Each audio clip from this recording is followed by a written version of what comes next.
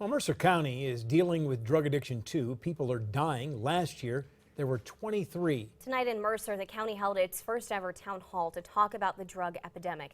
27 First News reporter Dan Marcel was at the meeting. Right now, he's live in the newsroom to break down what happened. Well, it was a very somber setting at the meeting. I spoke with several families. They all had stories of their own to tell. Addiction, especially to heroin and alcohol, played a huge role in these families' lives. For them, tonight was all about finding answers and hope. Tonight's town hall at the Mercer United Methodist Church was private to make it easier for people who were there to share their stories and ask questions. That's why they asked me not to bring in my camera. Neighbors even wrote down their questions on index cards to be asked anonymously.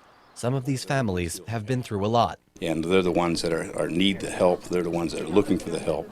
So it's absolutely an opportunity to reach out to the folks that may have questions, may have problems that they can't find answers to try to help them through this difficult time in their lives. There were several young people in the audience. Most were older, parents or grandparents, trying to help loved ones. One woman I spoke with who didn't want her face on camera says she's seen the problem in Mercer and she's looking for answers. Well, I'm here so I can learn more about how to handle people that come to me and are talking to me and what to really say to them.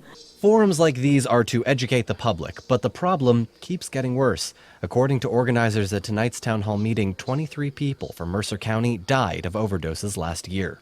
It is really, really bad. It really is. It's increasingly getting worse, and I don't think we're at the top of where the curve is yet. I still think it's going to increase probably over the next 2 years before we hit a peak.